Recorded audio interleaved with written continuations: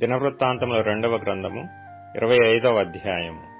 అమజ్యా ఏలనారంభించినప్పుడు 25 ఏండ్ల వాడై 29 సంవత్సరములు యెరూషలేములో ఏలెను.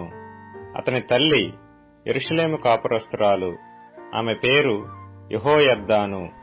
అతడు యెహోవా దృష్టికి యథార్థముగా ప్రవర్తించెను గాని పూర్ణ హృదయంతో ఆయనను అనుసరింపలేదు. రాజ్యము తనకు స్థిరమైనప్పుడు అతడు రాజైన తన తండ్రిని చంపిన రాజసేవకులను చంపించెను. అయితే తండ్రులు పిల్లల కొరకును, పిల్లలు తండ్రుల కొరకును చావకూడదు. ప్రతి మనిషి తన పాపము కొరకు తానే చావవలెనని మోషే గ్రంథమందలి ధర్మశాస్త్రమునందు వ్రాయబడియున్న యెహోవా ఆజ్ఞను బట్టి అతడు వారి పిల్లలను చంపక మానెను. అమజ్యా యూదావారినందరినీ సమకూర్చి యూదాదేశమంతటను బెన్యామీనీయుల దేశమంతటను వారి వారి పితరుల ఇండ్లను బట్టి సహస్రాధిపతులను శతాధిపతులను నియమించెను. అతడు 20 సంవత్సరములు మొదలుకొని అంతకు పై ప్రాయము గల వారిని లెక్కింపగా ఈటెను డాళ్లను పట్టుకొని యుద్ధమునకు పోదగినట్టి యోధులు 3 లక్షల మంది కనబడిరి. మరియు అతడు ఇశ్రాయేలు వారిలో నుండి 1,00,000 మంది పరాక్రమశాలులను 200 మణుగుల వెండికి కుదిర్చెను. దైవజనుడైన ఒకడు అతని యొద్దకు వచ్చి, రాజా, ఇశ్రాయేలు వారి సైన్యమును నీతో కూడా తీసుకొని పోవద్దు. యెహోవా ఇశ్రాయేలు వారగు ఎఫ్రాయిమీయులలో ఎవరికినీ తోడుగా ఉండడు.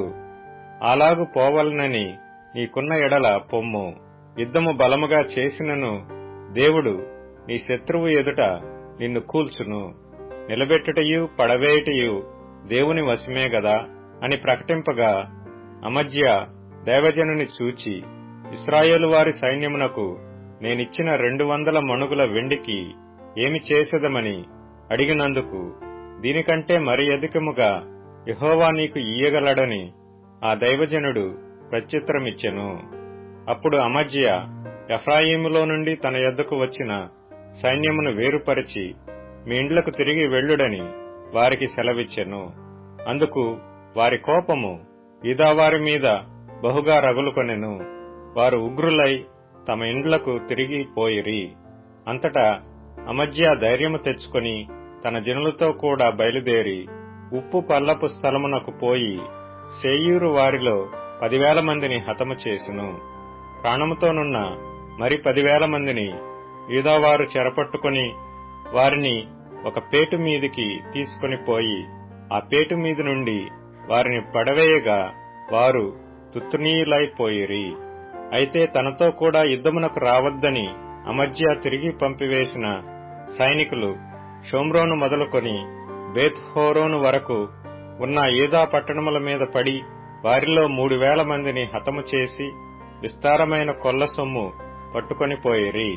అమజ్యా ఎదోమీయులను ఓడించి తిరిగి వచ్చిన తరువాత అతడు శేయూరు వారి దేవతలను తీసుకుని వచ్చి తనకు దేవతలుగా నిలిపి వాటికి నమస్కరించి ధూపము వేసెను. అందుకొరకు యెహోవా కోపము అమజ్యా మీద రగులుకొనెను. ఆయన అతని యొద్దకు ప్రవక్తను ఒకని పంపగా అతడు, నీ చేతిలో నుండి తమ జనులను విడిపింప శక్తి లేని దేవతల యొద్ద నీవెందుకు విచారణ చేయదు అని అమజ్యాతో ననెను. అతడు అమజ్యాతో మాట్లాడుచుండగా రాజు అతని చూచి, నీవు రాజు యొక్క ఆలోచనకర్తలలో ఒకడవైతివా? ఊరకొనుము, నేను నిన్ను చంపనేలా అని చెప్పగా ఆ ప్రవక్త, నీవు ఈలాగన చేసి నా ఆలోచనను అంగీకరింపకపోవుట చూచి దేవుడు నిన్ను నశింపచేయనుద్దేశించి యున్నాడని నాకు తెలియనని చెప్పి యూరకొనెను. అప్పుడు యూదారాజైన అమజ్యా ఆలోచన చేసుకొని, రమ్ము, మనము ఒకరి ముఖమును ఒకరము చూచుకొందుమని యెహూకు పుట్టిన యెహోయాహాజు కుమారుడును ఇశ్రాయేలు రాజునైన యెహోయాషు నొద్దకు వర్తమానము పంపెను. కాగా ఇశ్రాయేలు రాజైన యెహోయాషు యూదారాజైన అమజ్యాకు ఇలాగు తిరుగా వర్తమానము పంపెను. నీ కుమార్తెను నా కుమారునికిమ్మని లెబానోనులోనున్న ముండ్ల చెట్టు లెబానోనులోనున్న దేవదారు వృక్షమునకు వర్తమానము పంపగా లెబానోనులో సంచరించు ఒక దుష్ట మృగము ఆ ముండ్ల చెట్టును త్రొక్కివేసెను. నేను ఎదోమీయులను ఓడించితిని గదా అని నీవనుకొనుచున్నావు. నీ హృదయము నీవు గర్వించి ప్రగల్భములాడునట్లు చేయుచున్నది. ఇంటి యొద్ద నిలిచియుండుము. నీవు నా జోలికి వచ్చి కీడు తెచ్చుకొంట ఎందుకు? నీవును నీతో కూడా యూదావారును అపజయమొందుట ఎందుకు? జనులు ఎదోమీయుల దేవతల యొద్ద విచారణ చేయుచూ వచ్చిరి గనుక వారి శత్రువుల చేతికి వారు అప్పగింపబడినట్లు దేవుని ప్రేరణ వలన అమజ్యా ఆ వర్తమానమును అంగీకరింపకపోయెను.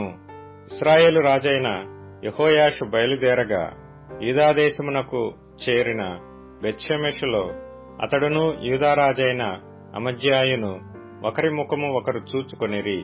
యూదావారు ఇశ్రాయేలు వారి ఎదుట నిలవలేక ఓడిపోగా ప్రతివాడును తన తన గుడారమునకు పారిపోయెను. అప్పుడు ఇశ్రాయేలు రాజైన యెహోయాషు యెహోయాహాజునకు పుట్టిన యోవాషు కుమారుడును యూదారాజునైన అమజ్యాను బెత్షెమెషులో పట్టుకొని యెరూషలేమునకు తీసుకుని వచ్చి యెరూషలేము ప్రాకారమును ఎఫ్రాయిము గుమ్మము మొదలుకొని మూల గుమ్మము వరకు 400 మూరల పొడుగున పడగొట్టెను.